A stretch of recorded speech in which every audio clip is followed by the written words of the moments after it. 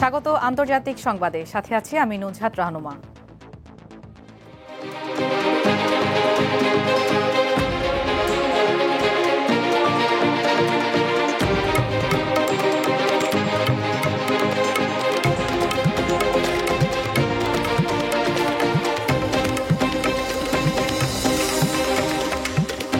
গাজার জন্য ত্রাণ নিয়ে আসা নৌবহর গ্লোবাল সুমুদ ফ্লোটিলা থেকে আটক সুইডেনের গ্রেটা থুনবার্গ সহ অন্যান্য অধিকার কর্মীরা ইসরায়েলের কারাগারে শারীরিক নির্যাতনের শিকার হচ্ছেন বলে অভিযোগ উঠেছে। মানবাধিকার ও আইনি সহায়তা সংস্থা আদালা জানায়, আটক অধিকার কর্মীরা কারাগারে পর্যাপ্ত খাবার ও পানি পাচ্ছেন না। অন্যদিকে অনেকে ইসরায়েলি আইন প্রয়োগকারী সংস্থার হাতে মারধরের শিকার হয়েছেন।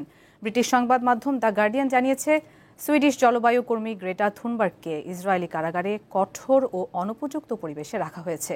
এছাড়া তাকে ইসরায়েলি পতাকায় চুমু খেতে বাধ্য করা হয়েছে বলে অভিযোগ উঠেছে। এর আগে স্থানীয় সময় শনিবার সুমুদ ফ্লোটিলা থেকে আটক ব্যক্তিদের মধ্যে 137 জনকে তুরস্কে ফেরত পাঠানো হয়। তাদের মধ্যে 36 জন তুরস্কের নাগরিক, অন্যরা যুক্তরাষ্ট্র, Italy, Malaysia, Kuwait, Switzerland, Tunisia, Libya, Jordan সহ বিভিন্ন দেশের অধিকার কর্মী।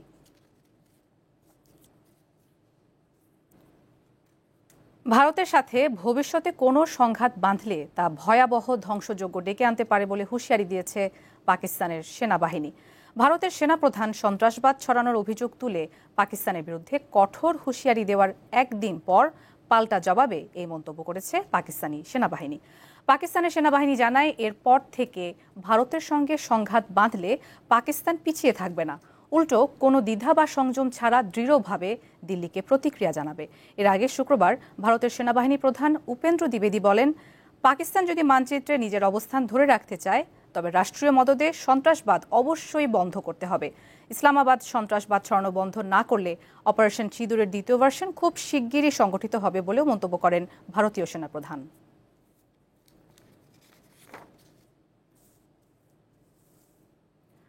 যুক্তরাষ্ট্রকে আরব সাগরে বন্দর নির্মাণের প্রস্তাব দিয়েছে পাকিস্তান। এটি ওই অঞ্চলে ওয়াশিংটনের শক্ত অবস্থান তৈরির সুযোগ করে দেবে বলে ধারণা করা হচ্ছে। গত মাসের শেষের দিকে হোয়াইট হাউসে প্রেসিডেন্ট ডোনাল্ড ট্রাম্পের সঙ্গে বৈঠকের আগে দেশটির কর্মকর্তাদের কাছে এই প্রস্তাব দেন পাকিস্তানের সেনাপ্রধান আসিম মুনিরের দুই উপদেষ্টা। লন্ডন ভিত্তিক সংবাদ মাধ্যম ফাইন্যান্সিয়াল টাইমস এই খবর দিয়েছে।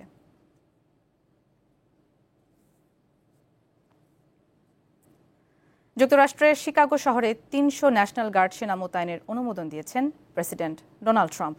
শহরের নিয়ন্ত্রণের বাইরে চলে যাওয়া অপরাধ মোকাবিলার জন্য এই পদক্ষেপ প্রয়োজন বলে দাবি করেছেন তিনি। এই শহরে ট্রাম্পের অভিবাসন নীতির বিরুদ্ধে আন্দোলন শুরু হলে পুলিশের সাথে সংঘর্ষে জড়ায় বিক্ষোভকারীরা। এ সময় এক সশস্ত্র নারী গুলিবিদ্ধ হন। এই ঘটনার কয়েক ঘণ্টা পরই সেনা মোতায়েনের পদক্ষেপ নেন ট্রাম্প। ডেমোক্র্যাট শাসিত এই শহরে স্থানীয় নেতারা কয়েক সপ্তাহ ধরে ট্রাম্পের সেনা মোতায়েন পরিকল্পনার সমালোচনা করে আসছেন। একে ক্ষমতার অপব্যবহার বলে উল্লেখ করেছেন তারা। ট্রাম্প শহরটিকে অনিরাপদ অভিহিত করলেও জরিপ বলছে, গত 2 বছরে শিকাগোতে সহিংস অপরাধের হার উল্লেখযোগ্যভাবে কমেছে। এর আগে ওয়াশিংটন, লস অ্যাঞ্জেলেস, মেমফিস ও পোর্টল্যান্ডে সেনা মোতায়েন করেন ট্রাম্প।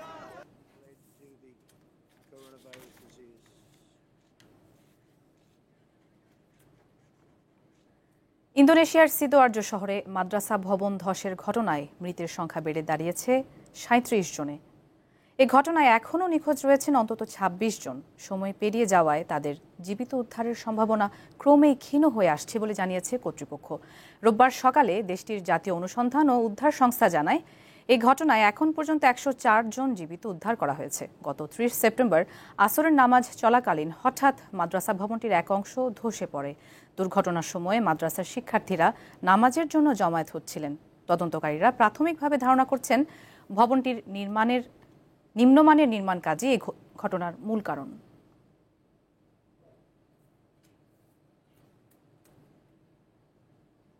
চীনে উদ্বোধন হলো বিশ্বের সবচেয়ে উঁচু সেতুর। রোববার দেশটির দক্ষিণ পশ্চিম গুইঝু প্রদেশে আনুষ্ঠানিকভাবে যান চলাচলের জন্য উন্মুক্ত করা হয়েছে সেতুটি। ৩ বছর ধরে চীনের দুর্গম দক্ষিণাঞ্চলীয় গুইজু প্রদেশে হুয়াজিয়াং সেতুর কাজ চলেছে। সেতুটির দৈর্ঘ্য ২,৮৯০ মিটার এবং প্রস্থ ১,৪২০ মিটার। নদী থেকে অন্তত ৬২৫ মিটার উচ্চতায় অবস্থিত এই অবকাঠামোটি এরই মধ্যে বিশ্বের সবচেয়ে উঁচু সেতুর তকমা পেয়েছে। এই প্রকল্পটি লিউঝি আনলং এক্সপ্রেসওয়ের অংশ, যা দুর্গম এই এলাকার যোগাযোগ ব্যবস্থায় যুগান্তকারী পরিবর্তন এনেছে।